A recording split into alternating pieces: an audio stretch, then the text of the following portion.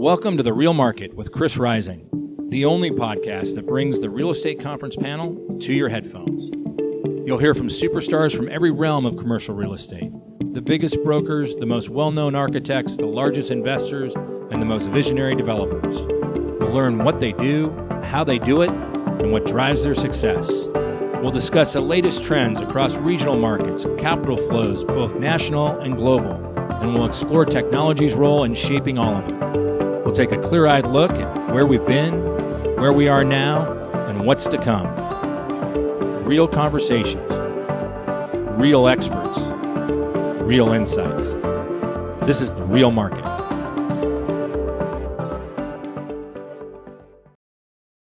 Welcome to The Real Market. I'm pleased to have a dear friend. I was thinking about this today. We've known each other since 1986, I think, because I think I met you on my recruiting trip to Duke University.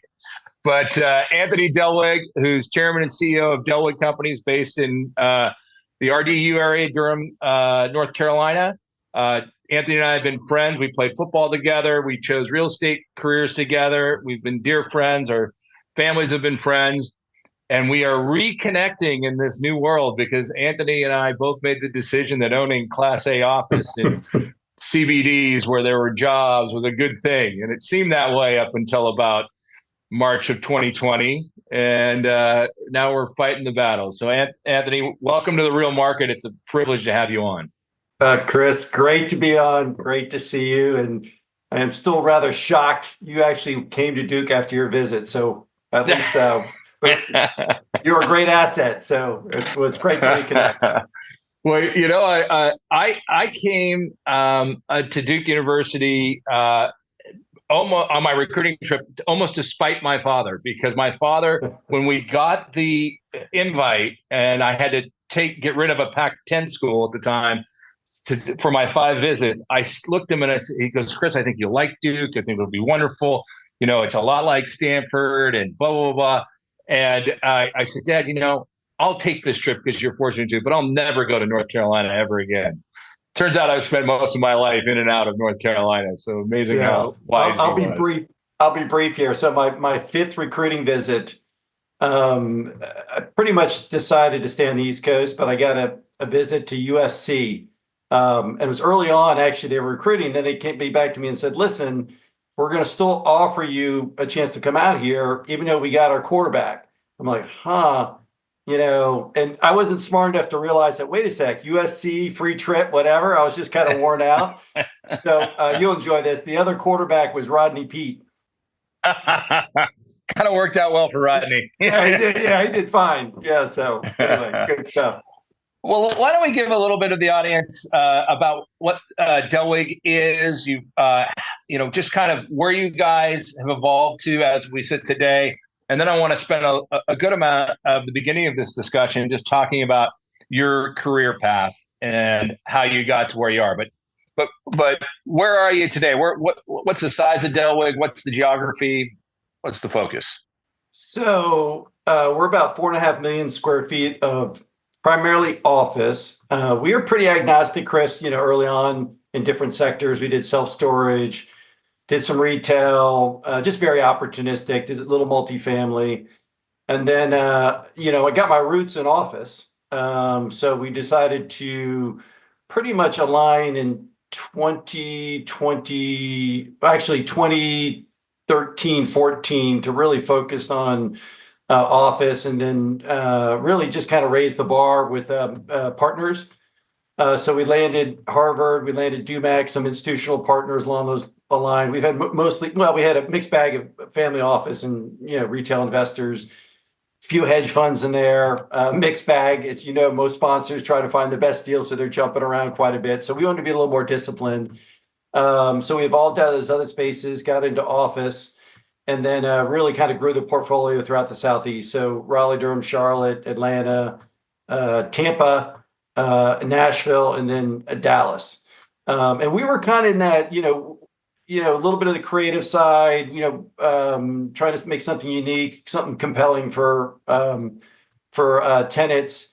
We weren't Class A guys, you know, we weren't buying trophy properties. We're just trying to find kind of B minus and trying to improve them to a B plus with a little bit of edge to them, uniqueness to them in growth markets. So that's where, we've been really the last, 10 years now. Now we did kick off a SDR business a couple of years ago called Caroline Experience.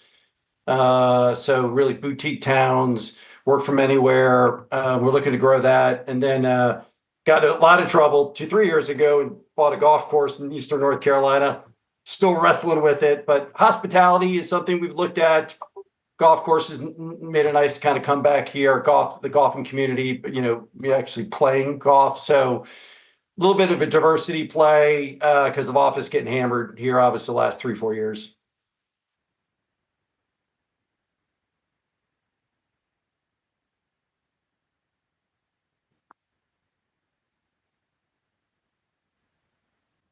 Anything about your company? You're in a lot of it that have you focused as a team? Are you guys coming to the office every day? Is your team, and how big is it? So we've got about 120 employees. We're a bit hybrid. We're spread out pretty good. We got a office in Atlanta. Some really, one-man office in Nashville. Guy heads up our acquisition, Zach Ashton. It's an interesting tension point, right? Of being in the office, being office guys, supporting it, kind of seeing where things are going there.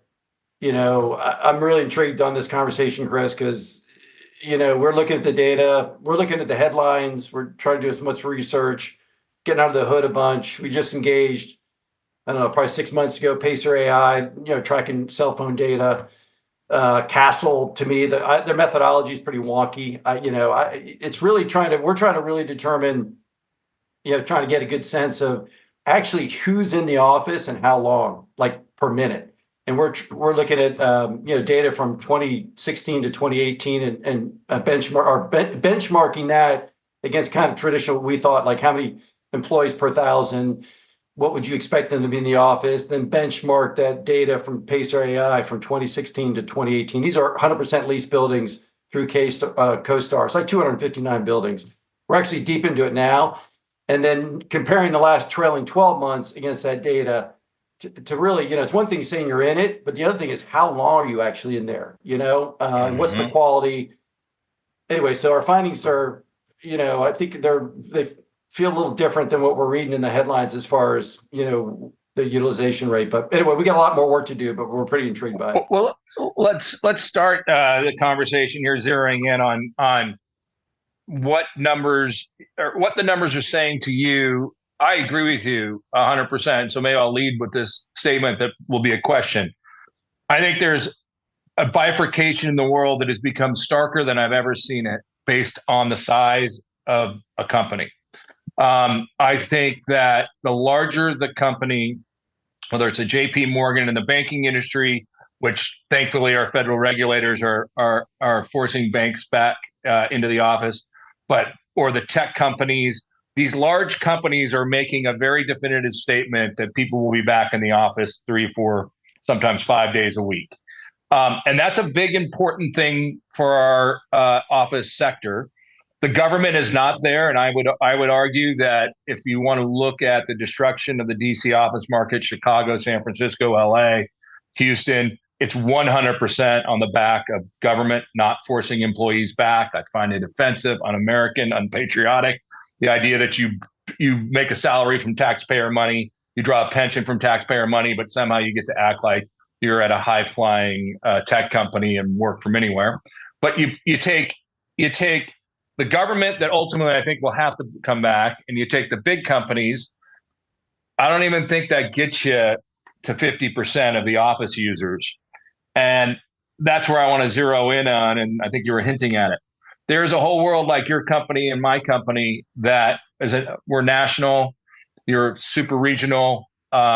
We don't go to the office every day because people live in different cities all over. We are hybrid, and we just are, and that's what we are. We require people to be in 2 to 3 days a week.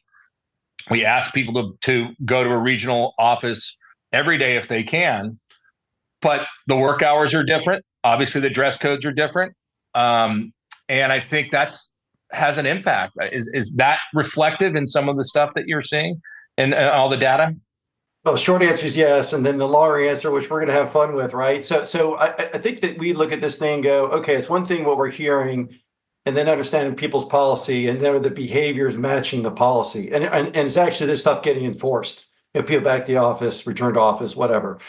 So you got that going on. And listen, I think we are deeply rooted in the world, in the camp where the FaceTime is extremely important, developing relationships, mentoring, all that, the tension you can build is great stuff. We're athletes. We know the importance. You imagine that athletic teams not being together all the time. Now, we're not talking that type of engagement for athletically, but we are talking about, making a business kind of like a sport, right? But it's changed materially. So now I think you value your quality time that's shorter with people, and hopefully it's more impactful. But I'll be frank. I mean, all my relationships are established, so I can rip through text or emails or quick call. Hey, you want to give me 2 minutes? It was hard in the beginning because a lot of my relationships, when you got on a call, you talk more than you'd want to have an extended conversation. Now it's a lot quicker. We just knock things out, and the availability's there. Well, we got 20, 30 years under the belt in these relationships, being in the trenches. It's the younger generation, the millennials and Gen Zs. I think that, the Wall Street Journal had that article yesterday on loneliness. That's real. That's mental health stuff. Here's the thing. The genie's out of the bottle. People like it enough. And the inertia, like guys like us never wanted to go to, there's so many disciplined about everything we've done in our life that you didn't want to do. But one thing you knew is it was important to do. You just had to do it. And it's that commitment. So I think, 4 years into this, back to the data, I mean, we're pulling data on these buildings that represent companies that say people need to be back to work. We're going to push people back 4 to 5. And we're seeing data that's substantially, now takes time to get there, but it's still materially less than it was pre-COVID. And it's kind of things have kind of flatlined out here a little bit, over the last year. It feels like 12, 18 months as far as people so we're kind of sitting in this rhythm. And I go back to your comment, is that 40, 50% utilization rate? And I think we'd also agree too, Chris, as if you really look about how efficient office is being run pre-COVID, it was pretty poor. I mean, you look at no one was really doing it. Now I think people are savvier, they're more thoughtful. I don't know. It just feels like, you're going to have demand in office. The question is, what does that look like and how long does it take to stabilize and then give you a sense going forward? I've put things out to our investors and some of our lenders that, I took a little risk of kind of putting some stakes in the ground, but I said, listen, I know it's fluid, but this is what we're sensing because the decisions we have to make, especially us, Chris, when we look at recapitalizing or something in an office building, I don't want to put good money after bad. It's the last thing I want to do. So, and then doing assumptions behind that is very, very difficult. We got savvy investors asking all the right questions, and you can't answer, in my opinion, if you're being honest, you can't answer like 75, 80%. You're just guessing as best you can with the knowledge you have. Well, I think that's very true. And I think one of the things about the numbers we see out of a JLL or a C&W about where things are going to go are throwing darts more than they are based on real hardcore analysis. And we all got it. The Fed does it every day too. So, but let's look at some of the site. I really appreciate that you brought up the Wall Street Journal article. I said this to some of our team. I said, what I'm sad about as I get older, as I look at the work life, is there's this connotation that somehow working in an office is a bad thing. And it's dehumanizing and the commutes are terrible and all this. I'm saying, but I'll tell you what wasn't a bad thing is I played on a team. I showed up every day, worked with people, developed some really strong friendships that have been lifelong friendships. Some of my fondest memories are a long day at work and then fun at a bar and then maybe going to a sporting event. And I see a world today where nobody ever wants to meet for breakfast anymore. No, but you get 5 days in a work week, but Fridays are out. And probably one of the days, you got 3 days to schedule a lunch meeting with somebody to develop a relationship with. And almost nobody wants dinner because everyone's, this generation is very focused on the parenting side, which is not wrong or bad. It's just different. And you start to look at it and our human engagement time that used to be 60 to 80 hours a week, you start to look at it and it's 20 hours a week if you're lucky. And then, in the office with people and maybe a couple hours outside of that to try to drum up business. we go to New York. Scott, my partner Scott, and I go to New York, and I actually was just there, and I had 5 meetings set up in a day, and 3 of them got changed. It said it'd be easier to have a Zoom meeting. I'm like, I flew all the way to New York, and I'm basically getting a lunch and an early dinner, and the 3 meetings where I was going to go to their office got changed to a Zoom. I mean, these are real changes, and I don't know if they're sustainable, but they're real. Yeah, you and I, we're deeply aligned there. I mean, I think back in the March of 2020, and then what I call them head fakes, during when people said, well, we're returning to the office in after Memorial Day. Oh, then it was after Labor Day. Then it was after the New Year.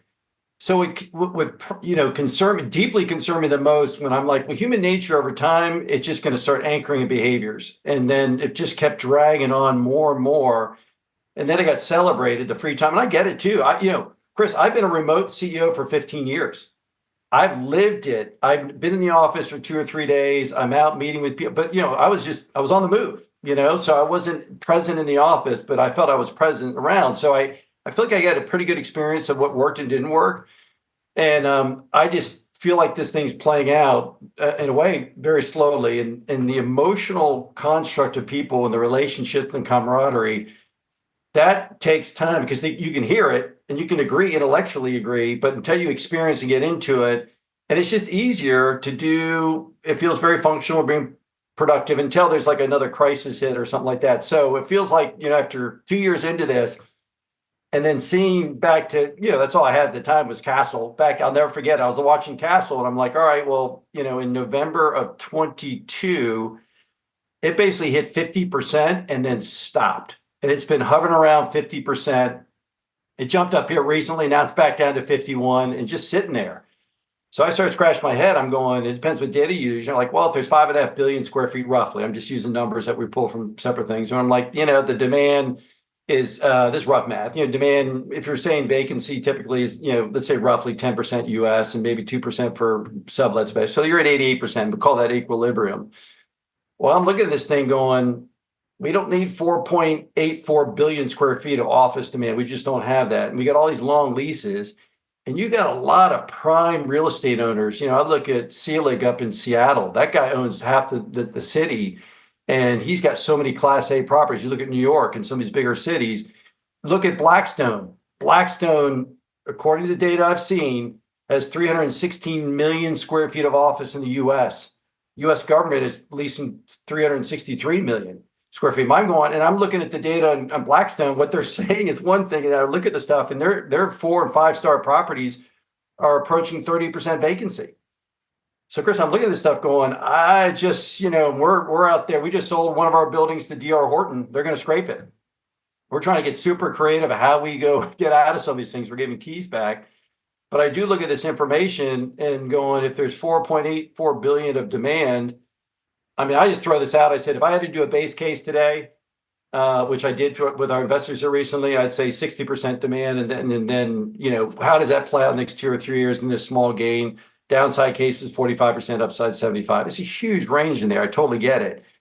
But you start making different decisions. And like you said, Chris, I know your portfolio fairly well. You probably know some of my stuff.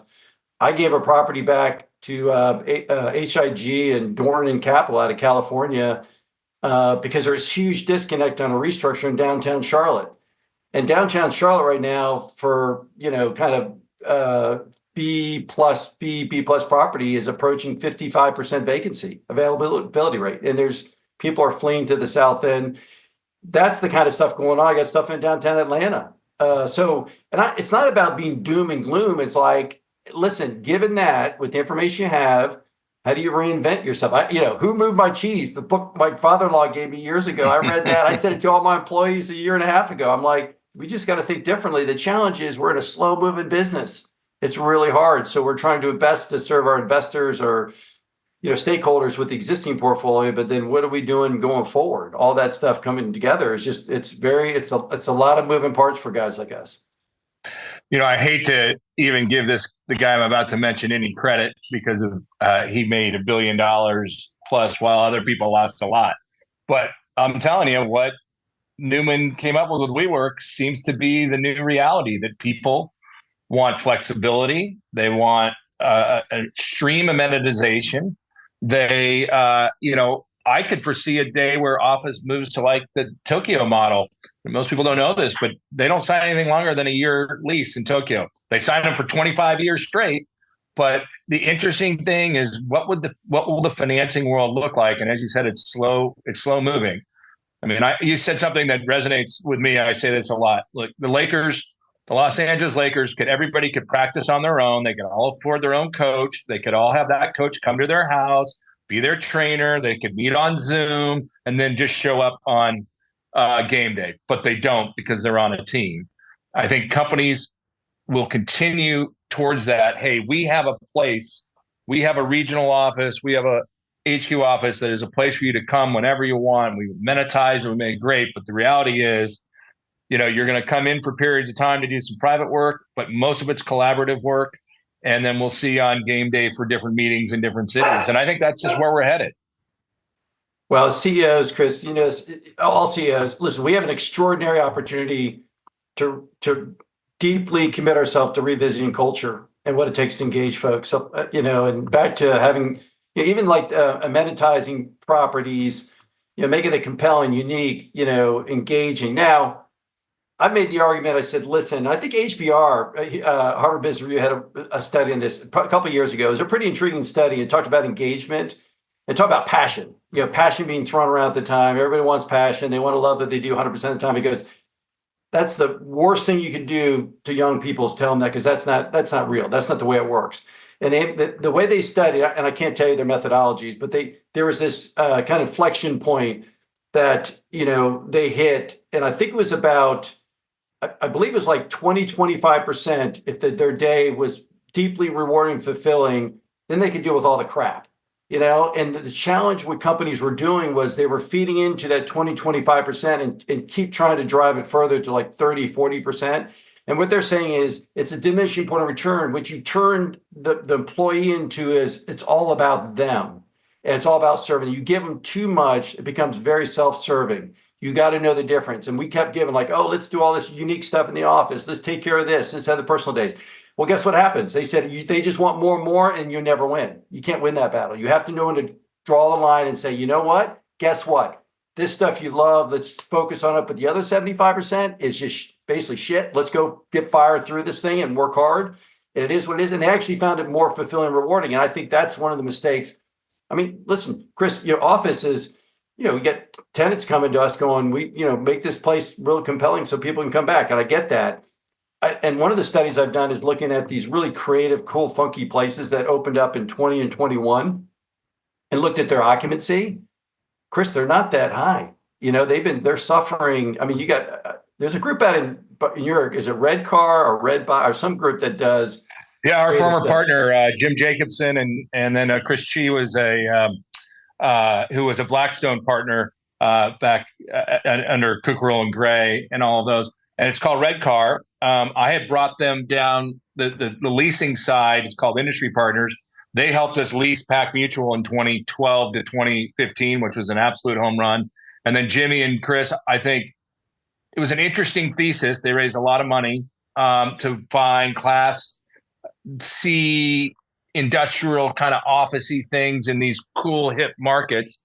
And they built them out and they've had some success. But I think just like anybody else, you can't really do much when a loan comes up, and the loan was underwritten at a 5 cap and now they're using a 12 cap. So, but they're a good group and great respect for them. And they're probably, I think they're just like you and I. We're trying to figure out, what do you do in a world when you don't have file cabinets anymore?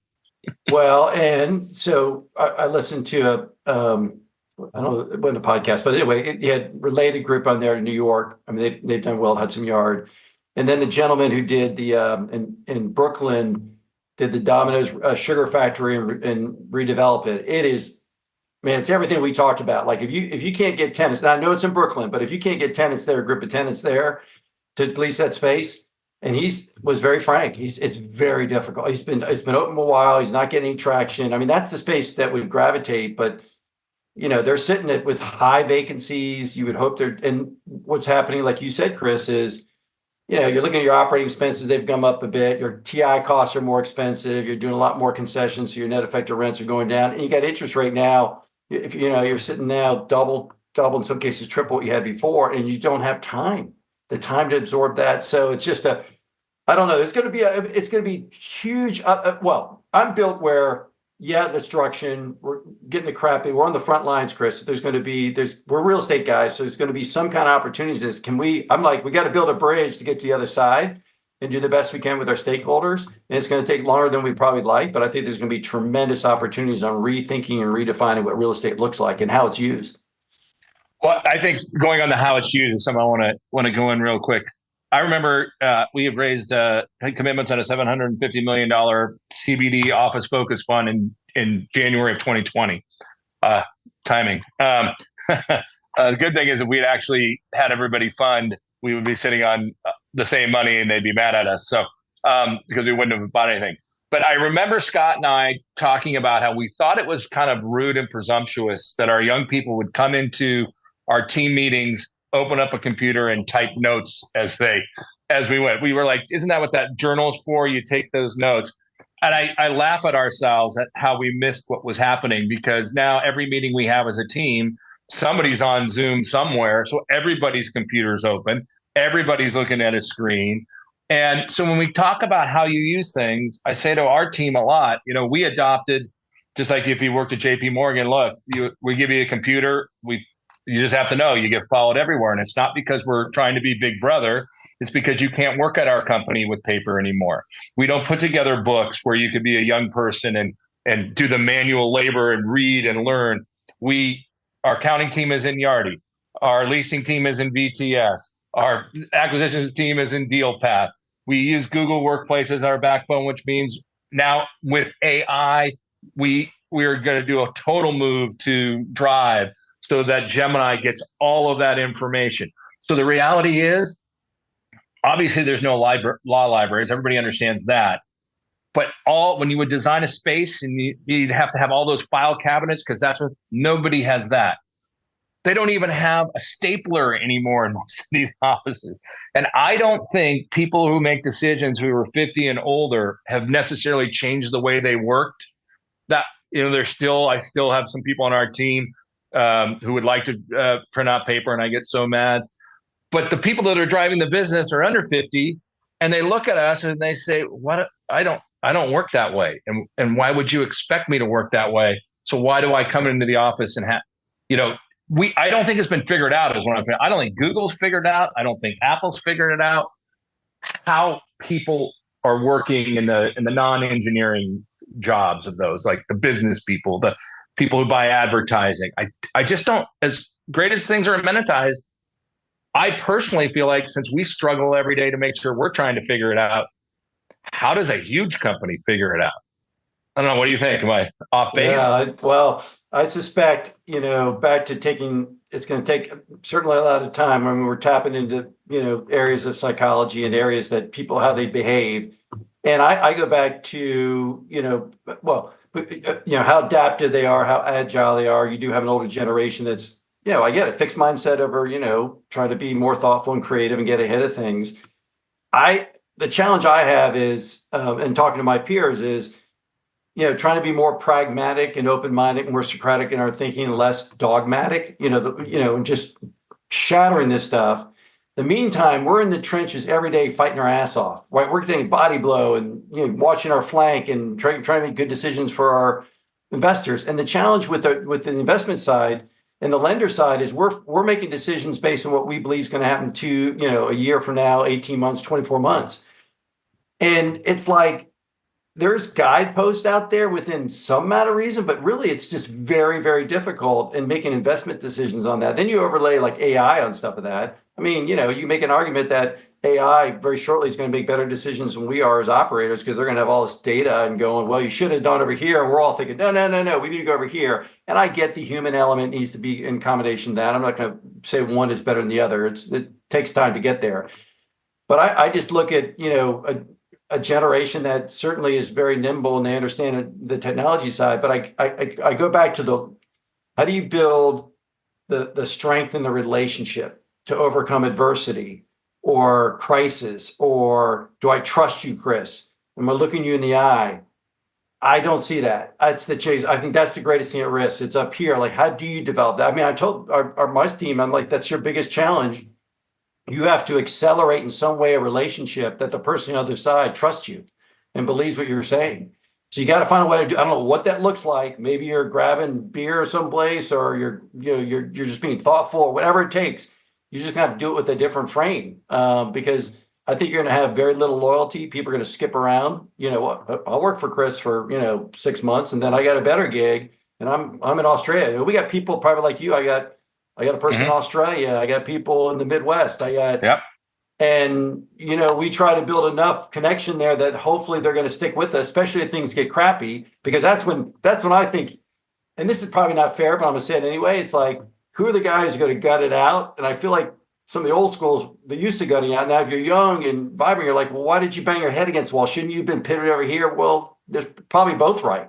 You got to know when to adjust, but when am I know if you're going to be with me or not through the hard time? Or is it all about, oh, it's tough. Now I'm going to jump to the easy thing, what I perceive as easy, which, that's just crazy, because you're going to be chasing something that doesn't really exist. To do something great, it's all difficult. Just how do we use this environment, and how as leaders, I'm not sure how long, Chris, you're going to be doing this. You get young leaders coming up. You got to teach them and mentor them.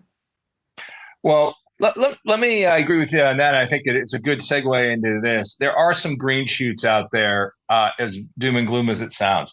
I look at Century City, California, where it's 100% leased, the highest rents in the state of California, and people are active almost 5 days a week. I'd say the same thing about the Manhattan Beach, El Segundo corridor here in Southern California. Cherry Creek in Denver, absolutely packed. People show up every day. You mentioned outside of Charlotte. I know a few other areas around the country, and why is that? I say to myself, well, look, those markets never relied on government occupancy. So these are suburban office markets that were built as Class A because they were catering to wealthy executives who wanted their office close to where they live. They have nice high-end amenities. They feel safe. Those people are bringing their people back every day. I think, number one, because they're saying, look, it's a 5-minute drive to the office. That's easy. I'll go do that. Number two, smaller companies, FaceTime with a CEO matters. It's not like going to a company that's got thousands and thousands of people. So what I'm curious about is at what point those markets are going to fill up and they're going to be full. And all of a sudden, a partner in a mid-sized law firm is like going, well, if I go to a CBD, my rent just got cut in half. That seems to be how these things happen. I think it's just going to be slower as people work. But there are markets we can point to that a older way of doing things have been found itself in a newer way. So I do have hope. I just think your numbers are hard to get away from about how much of the office space is just obsolete. And, location is still going to matter. But you can have the best building you can have the best location, but if it's not a great building, people aren't going to want to be in it. They don't want to wait for elevators to do this, or, they have to take out card keys that take forever to get through. So I don't know. I see some green shoots, but I think they're slow moving. Well, I'm going to anchor on the word used, being curious. I think we just got to be super curious and very intentional about, for example, you mentioned all those areas as ethos that were built that are thriving, some good stuff going on. People are engaged. It's compelling. Well, I'm not in the business to reinvent the wheel. I want to see what works. So I would go around and look at all these areas. What's the kind of the winning formula? Because if we sat there and go, it's not 5 billion square feet of less than 5 billion square feet of demand. It's going to be, we believe it's going to feather back to 2.5, 3 billion. Well, it's still a lot of square footage. It's going to be used differently. And then you're going to complement with the right kind of, bespoke retail, or, some, kind of residential component, or pop-up retail, or something that's going to make it really interesting. You're probably going to have some kind of entertainment venue.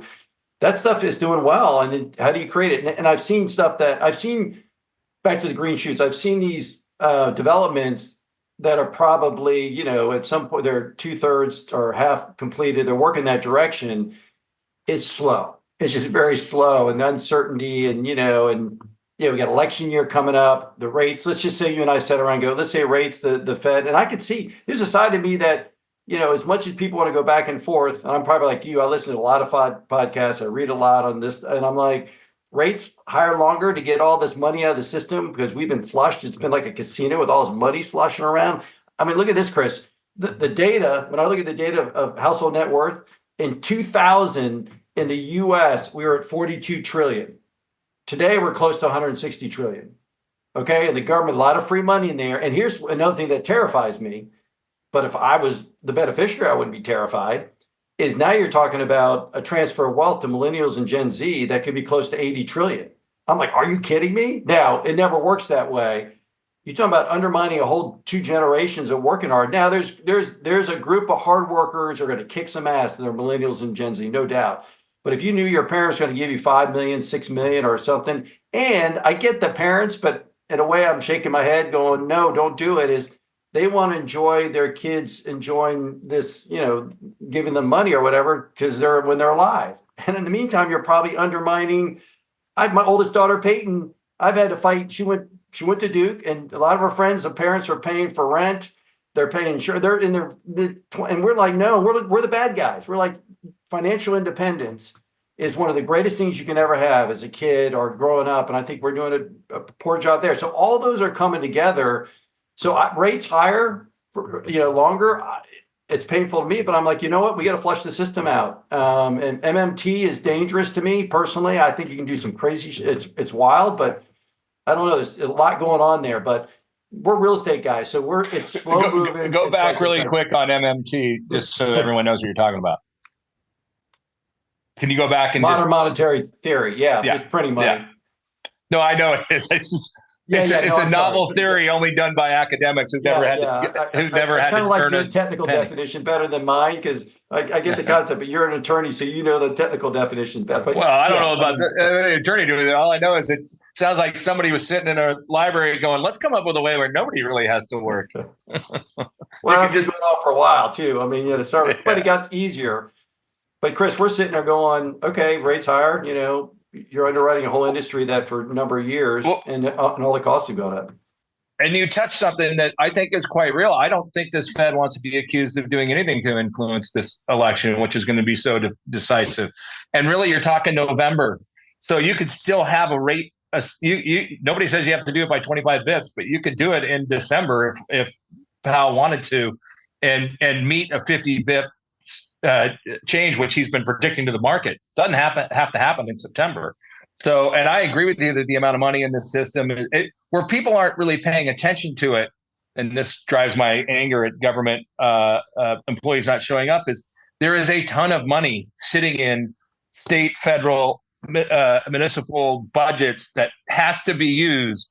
Whereas the number one thing that would change the economy locally is if they showed up every day and the sandwich shop got patrons again and the dry cleaner got patrons. They're not doing that. They're going to disperse it from home off a computer very inefficiently.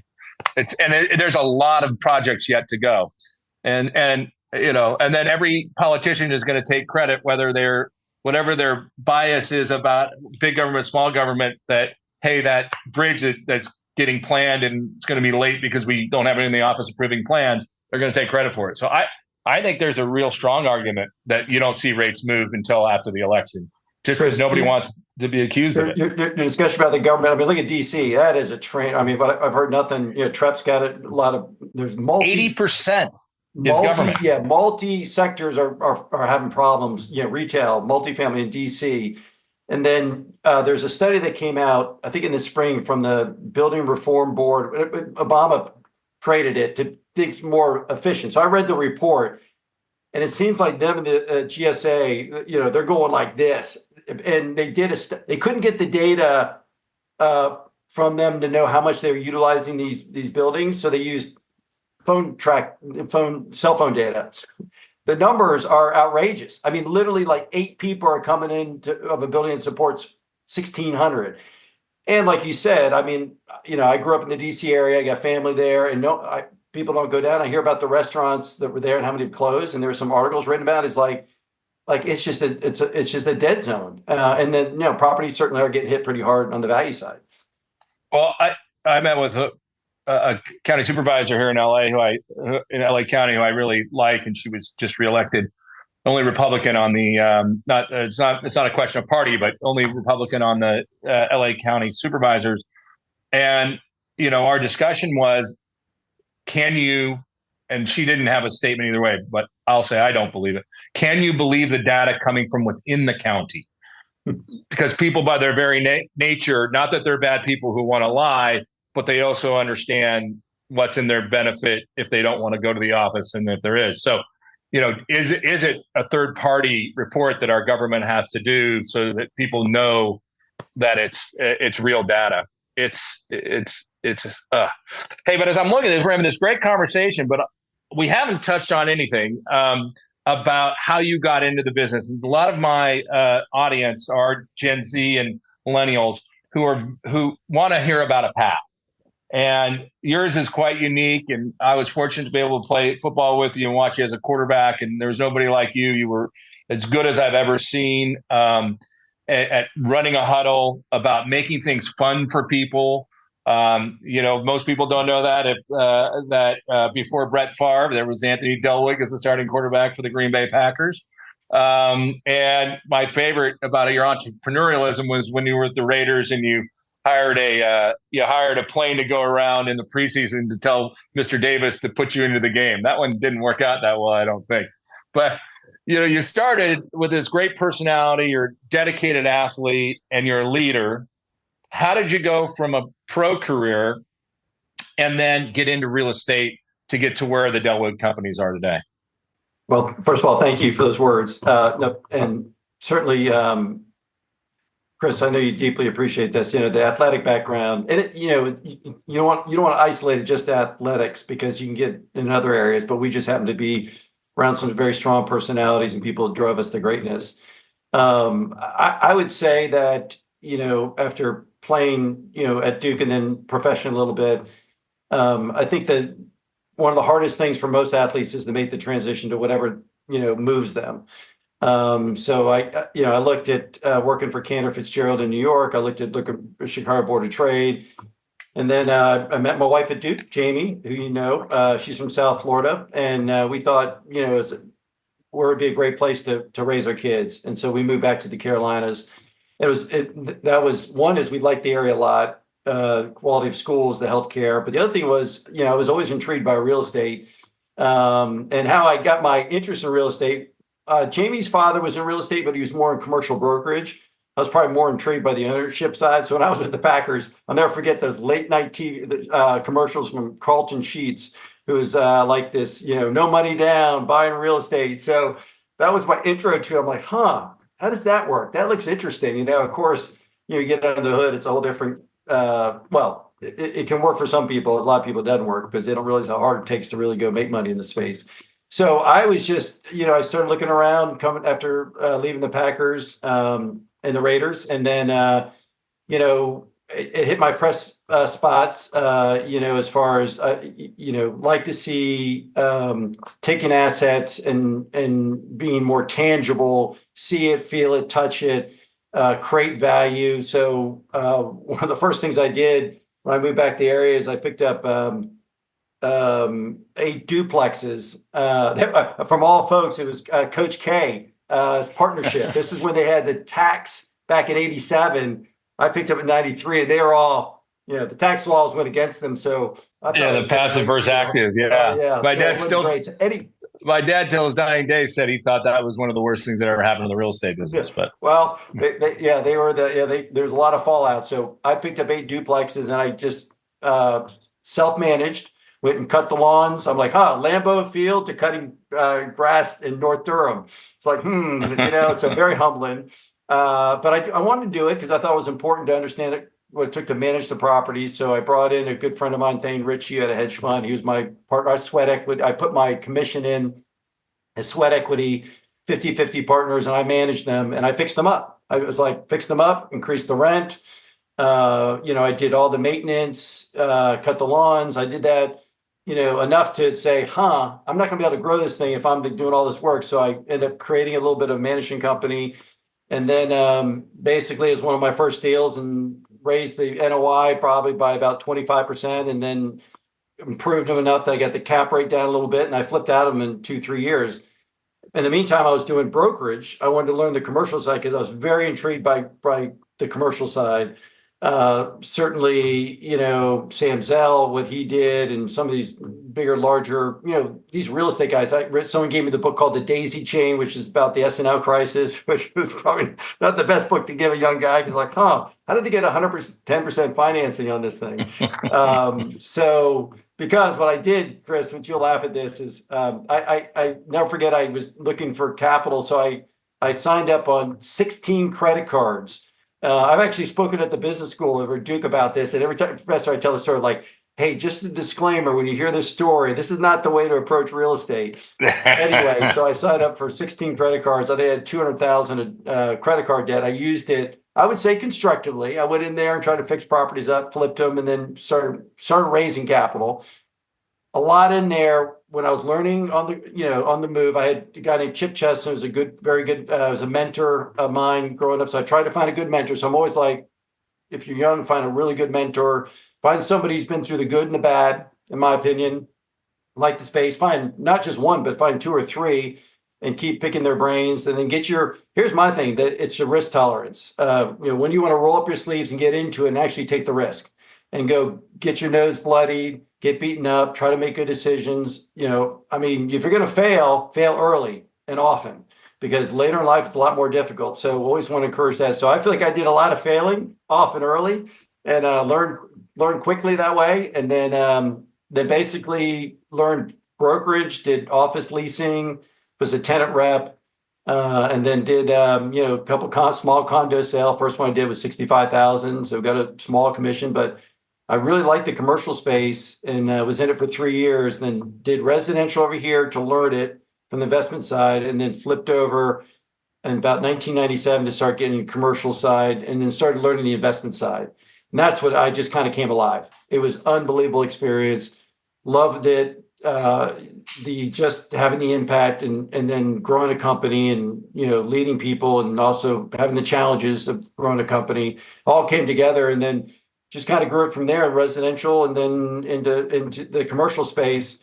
Back in it was probably late 1999. So in 2000 is when I started really growing the company on the commercial side. Through the ups and the downs, because you and I have been through quite a few, at least I've been through 3. I think you have too, just dating ourselves. 3 real bad downturns, this being the longest and the hardest. I think it equates more to the late 80s than any other time, because there's so much lack of predictability about where the government's going to go, just like it was after the S&L crisis. But can you point to and think about, whether it's through high school or college, a coach or some experience that you had as an athlete that parallels to your, I'm never going to quit attitude today? I mean, I got to tell you, part of what I'm dealing with investors is that they're so quick to just give up and take the loss without, not that we shouldn't sometimes, because the math sometimes does show that, but trying to teach them that grit to say, if we just push through, there may be something on the other side. I can't promise you there will be, but it can't always be just, I quit. And I think a lot of the world falls to I quit. Any examples in your career that you can apply to today about not quitting, or leadership, or anything from coaches? Yeah, Chris, it's a fascinating topic. This fine line between being perceived or thinking you quit to really making a better decision to pivot and reinvent and recreate. It's very, very difficult, especially when you have a ton of stakeholders and you personally. Listen, we're fighter. Sometimes fighters want to fight too much, and they regroup. That's why to me, it's having really strong men and women around you, challenging your thought, encouraging you. Maybe you think differently. Maybe you got to approach it, because back to my comment earlier about being dogmatic. Let's be pragmatic.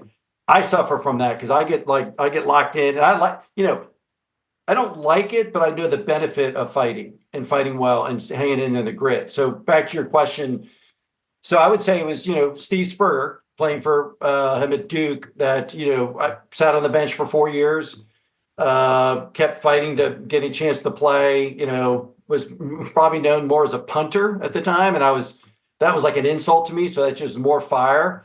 Sitting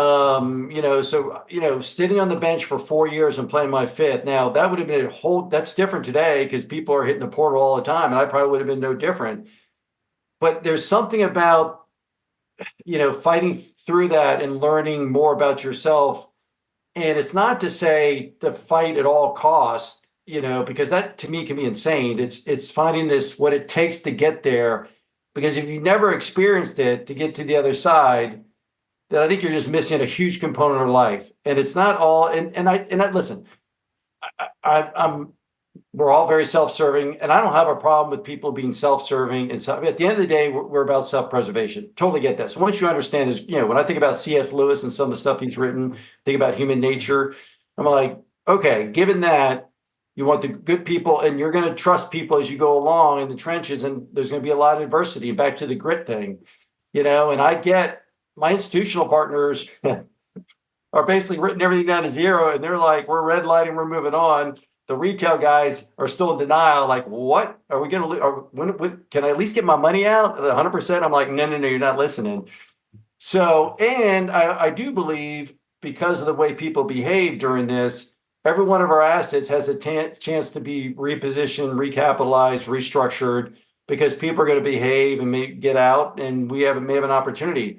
Also been on the other side when I thought there was going to be great opportunity, and I misread it, and I got stuck, and I caught a falling knife. So I've been on both sides of that, trying to do a lot less of this. This downturn deeply, concerns me. I mean, we're fighting every day, and I think I'm hoping in a healthy way, because there's just a ton of uncertainty out there, and we're now in the crosshairs, with the great financial crisis, the tech wreck or whatever, it was housing during the great financial crisis, and we were on the edge and we got impacted. But structurally, office is broken, and it's going to take years to play out. And and if I'm an observer looking in, and I'm one of, Anthony Dilweg's or Chris Risen's partners, I'm going to go, you guys are operators, you've done some great jobs. So I'm not sure, you're under a lot of pressure and there's stress and you're battling every day. I want to make sure you're making good decisions, because the best decision could be cut it loose. And I've given 5 properties back, and they were very difficult, Chris. I mean, I wanted to fight. I wanted to litigate. I was going to go, let's throw it into chapter 11. Like, guys, like, whoa, wait a sec. Let's talk through this. Is that really is this thing really going to be worth? Can you really peg value? And I got to a point where I'm like, I don't even know at this value that I would have thought was a home run, which is, you can't think in the past, that I have no idea if that value makes sense. It may even be lower. And I passed on. I'm glad I look back on it. I'm like, thank goodness 18 months ago we didn't stick with this deal or that deal, because we could have put good money after bad. We really shut down raising capital 2 years ago, and we're now leaning on the lenders and going, listen, we want to be good stewards. We want to work through this. If you want to put money back in, we'll happily be an asset manager for you. We'll make good decisions. We'll help whatever it takes. We want to stay in the game with you, but our investors are deeply uncomfortable putting another dollar in this deal. And I can't even recommend it. And so far, we've had a couple lenders who say, fine, we'll work through it. I've had some debt funds that said, nope, we're done. We're cutting you off. You can't bring money to the table. We're going to take it back. And if you look at their stocks right now in some of these debt funds, they're suffering they got their own problems. Lenders have their handful. I mean, we haven't talked about it, but community banks and regional banks, if you mark them to market, there's probably a major part of them are insolvent right now. And I'm negotiating. I agree 100% right now. Yeah, that is something that's going to that it may force the Fed's hand, because I think the regional banks are much worse position than they think. I mean, you get outside of the top 5, the JP Morgans and all that stuff. They make their money on lending to real estate, whether it's a construction loan, whether it's a permanent financing on a apartment building that that had a floating rate to it. Now that guy's in trouble. It's a real problem out there that is not being talked about. I wanted to ask, because you're a unique person I can ask this to about Coach Spurrier, because his influence on your life, I think, has been gigantic. Mine too. But last time I saw Coach and his wife Jerry and I were talking, and I was like, I just don't think I could ever pay him back for some of the lessons he taught me. And she literally questioned, goes, Chris, you were a linebacker. What, I mean, what did he teach you? And I said, I didn't appreciate it in my 20s or 30s, but what he taught me was the importance of self-confidence. I've never been around a guy who had more confidence in his ability to get through things. And that's what I look to all the time when I talk about Coach Spurrier was, hey, look, I wasn't a quarterback. I didn't play on the offensive side of the ball, but I watched a guy who, when the chips were down, bet on himself over and over again. And I've had to do that the last couple of years and had some big shocks, just like you, giving back properties and going through the idea that, did I fail? Did I hurt people? I've come to the belief now I'm not a guarantor. So you make your risk, you make your risk. But I also come to the belief that I've got a lot of experience. I'm a good person. I try hard for fairness. And I'm going to make the best decision I can make and let chips fall where they may. And as I look back, that was kind of what Coach Spurrier was teaching us every day. I don't know if you agree with that, but that's one of my fond memories of him. Well, you're nailing something very important. One of the greatest qualities with Spurrier was, I would say, instilling that confidence in other folks when you're around them. And especially, I think one of my fondest memories, was my junior year, when the starting quarterback got basically a good friend of mine, Steve Sladen, got kind of benched, and I got a chance to play, and we had to go play in Death Valley. That was Clemson. And I'm like, all right, trying to get thrown to the Lions. We're 35-point underdogs. But here was the beauty of that. I'll never forget being on the bus ride over to the game, and he came and sat next to me. And I'll never forget looking at all the crowds and then those paw prints on the road, Yes.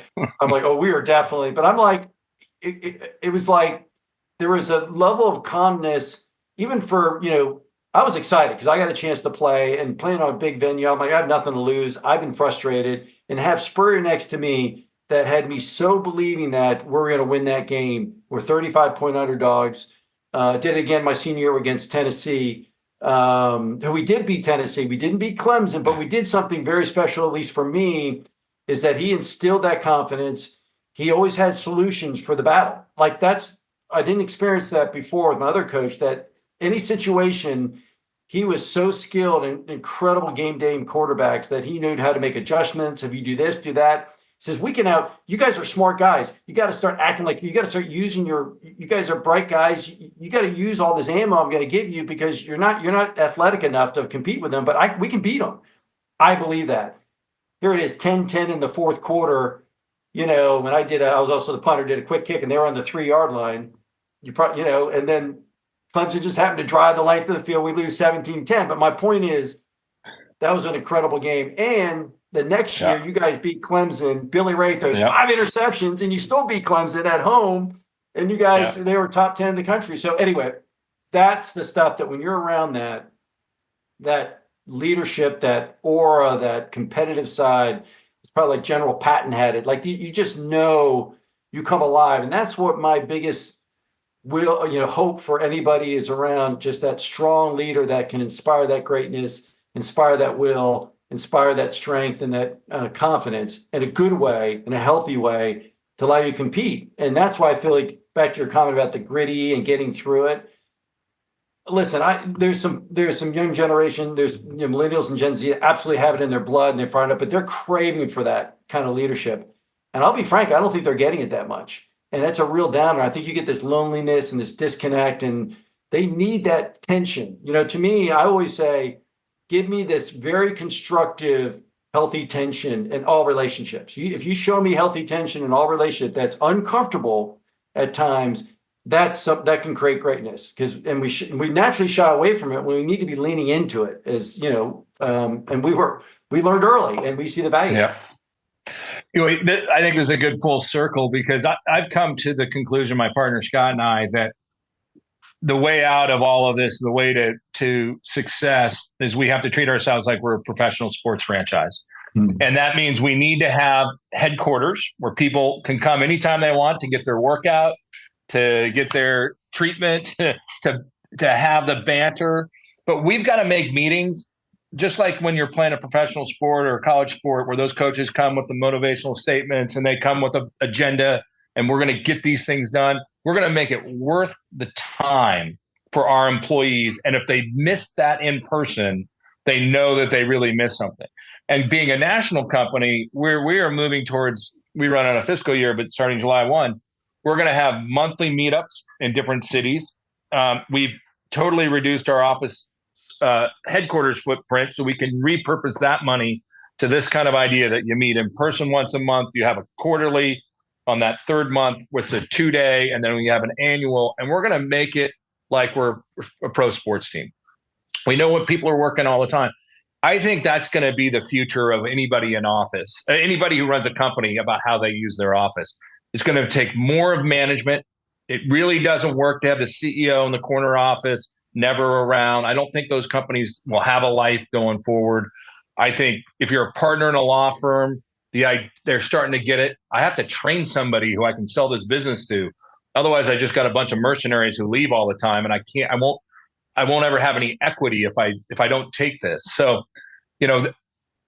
I think we're still I said on our phone call this morning with our investors across the globe, which is pretty amazing, that you can meet with one group in Tel Aviv, one group in Abu Dhabi, one group in Miami, and one in New York, and we're in LA, and it's all. So you have to acknowledge that that's a different office world, that you can do that.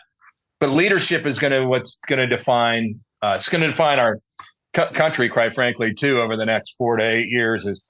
I don't know who it is, and it may not be those two guys running, but I have great faith that people will find leadership, will find good leadership, but that for companies to survive and the office sector to thrive, leadership has to be the fundamental thing that drives it. I really just believe that. Well, one thing I thought was interesting, this topic is, this leadership of inspiring greatness. And I've heard this said differently. When I was with the Raiders, Al Davis made a comment about great coaching. He said, great coaching is not inspiring greatness in others, it's inspiring the will to be great in others. It's that will of greatness in there. I don't know if I said that right, but it's just a will. And I think that, when you're around that and great leader, it's contagious. So back to your comment, it's like we've in a way it's been good, but I think now we're so gifted as a culture to take a good idea and make it bad, or it migrates. And I think we're not very good at reacting, but we're really good at overreacting sometimes. So we got to find that middle ground. So, and I think we've been very thoughtful of the needs of our employees, which, servant leadership, that's important. But if it goes to the extreme, they're going to eat you alive.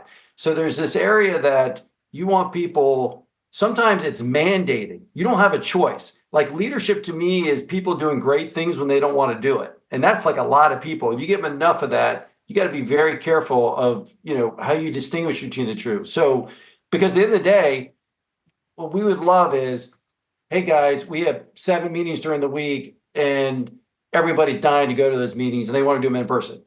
Just you have a culture that that is FOMO, whatever you want to call it. They do not want to miss it. They're so inspired. Well, that is a really unique and complex formula that takes an incredible leadership and management to get done, especially in this environment when people aren't around. And we've probably let people off the hook by letting people do their own thing so much now. And now they've become very independent. So I just look at okay, it is what it is. Let's kind of level set this thing. As leaders, let's kind of figure out where we're heading with this thing, get the right people around you, and start rebuilding for something really special. Because I would believe we're very aligned here. I think we have most extraordinary opportunity in our lifetime with going forward in real estate. I've never been more excited, and I'm using the word just to say there's a side to this. I'm not really terrified, but in a way I'm like, yeah, because we're getting the crap beat. I don't know how this plays out, but the more we get the crap beat out, the more I think there's going to be extraordinary opportunities. That's what I'm excited about, Chris. I think it's like I've never seen this. I've been doing this long enough. We've been through some downturns. I think it's going to be extraordinary. I agree with you. I want to just add on to that. I think what's really different about any other downturn is we always knew that people they were going to work the same way because we work the same way as our fathers and mothers, paper, books. They work the same way as their fathers and mothers, paper, books. So we had multiple generations. And when we go through a downturn, it was almost always an oversupply. It always was an oversupply issue. This is not an oversupply issue. This is a fundamental change in how human beings interact and work, and a fundamental change in technology. It's the industrial revolution on multiple steroids. And I'm really excited because AI is going to play a role for better or for worse. what the human nature of things are. I think it's going to be leadership of human beings. It's going to be leadership out of our cultural. I mean, there's going to be some great television show like Friends was in the 90s that makes it cool to be in an office. There's going to be some great movie or some, that's all coming, and it's going to redefine it. And since nobody knows, there's lots of opportunity. And I really believe in that. I think I hate to give Adam Newman a lot of credit for anything, but I think he hit on a few things that are going to play out about how office buildings work. And so we will If you're see. like me, Chris, you're doing it now. You're going, who are my warriors? I need my Yep. warrior mindsets, my enterprise mindset. We're going to build this team. Who are my dependable, reliable capital sources? We're going to find those folks. There won't be a short of ideas. There'll be plenty of ideas, and then who can execute? And you've got a team that can execute. I've got a team that can execute. Then it's going to about find the right capital sources. To me, that's laying that that groundwork is going to obviously be very important. But we're doing that now, probably like you, because the deals are going to come. In the meantime, we have a bunch of stuff we're dealing with, and we want to do the best thing. We want to serve our investors well and do the best thing possible. And then eventually something's going to happen to that. But then what's over here is the tremendous upside. It's going to be very interesting. That's a great way to end it. Well, the only other thing I want to add to ending it is we got to do this in a year from now. No, I don't want any predictions about presidential or anything like that. But I do want to seek one prediction from you. When you look at where we're going to be a year from now, are we closer to figuring out the role that office plays with companies, or are we further away because AI has brought more uncertainty to how a company will use office space? That's a powerful question. I think when I think about it is, I actually believe we're farther away. And here's why I say that. Being in the real estate business, I think about my thoughts from 2 years ago or 3 years. I look at some of my letters and how this thing's playing out and looking at the markers and the information we have. Now there's going to be some very accelerated kind of violent hits here along the way, whatever that looks like. But I think what we're talking about, if you add, like you said something really important to me. Our world has been so much about supply and demand. It gets oversupplied. It's almost very straightforward in a way. And then you had people panic on the financial side that either dump stuff and get out, and then guys like us could come in and go, there's structure, there's nothing wrong. We just need a year or two to play it back out. I look at that pie, and that was like the main slice of the pie years ago. Now I see multiple slices of that pie, whether it's AI or politically where we stand, or culturally where we stand, behaviorally where we stand. And I would also say, even talking about are we in a recession or not? I said, it's gotten so complicated now. You got to know what sector you're in. Some are thriving and doing great. Some are getting hammered. We're in a bloodbath. Office is in a depression bloodbath. I can talk to somebody else. Everything's great. And I think there's such a disconnect. And I think it's hard for the mind it's complex with all these moving parts. And I love I love this quote by Oliver Wendell Holmes. It's about because I wouldn't give simplicity. I wouldn't get a fig for this. I wouldn't give a fig for simplicity this side of complexity, but I give my life for the other side of simplicity, the other side of complexity. My point being is there's a lot of moving parts here, and there's a lot going on here. So back to your question, I think we're still going to be in discovery for a while. I think we need to be patient. I think we need to start making as best decisions we can.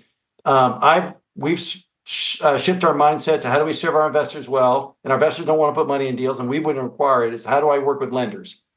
We're on the front line with lenders. What do you want to do? Do you want us to manage the property, take back and I'd be very frank with them. I got a lender right now that says you're my best buyer at the end of the day.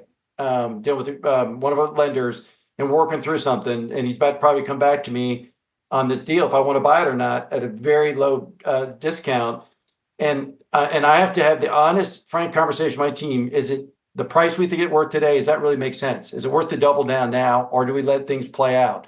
And I've got people I want to take care of. I got really good employees. We got overhead. We got payroll challenges. I got lenders that, Chris, that in the waterfall, we're the last to get paid. We're the ones we're fighting and scrapping for every one of our fees right now. I'm like it's hard enough, and I got to fight for our fees, so I make sure our employees are getting paid, and their families are. It's a crazy time. anyway, I think it's going to take some time, but I like good people around me, and hopefully, good information that you can make even better decisions behind. Well, I agree with you. I don't think it's. I think what I asked you and what you came back with, I don't know if we're going to know anything in a year. I think you've got the biggest players in the world, the Barry Sternlichs with the S REIT, Blackstone with the B REIT, Brookfield. They don't know where we're going to be in a year in this sector, but I think the best thing is you show up every day, bring the best effort you can, and but we're going to have another conversation a year from now to see how this all worked out. Keep showing up. Amen, brother. It's great. All right, good to great be with catching you. up. Thanks for being on The Real Market, Anthony. We really appreciate it. Yeah, thanks, Chris.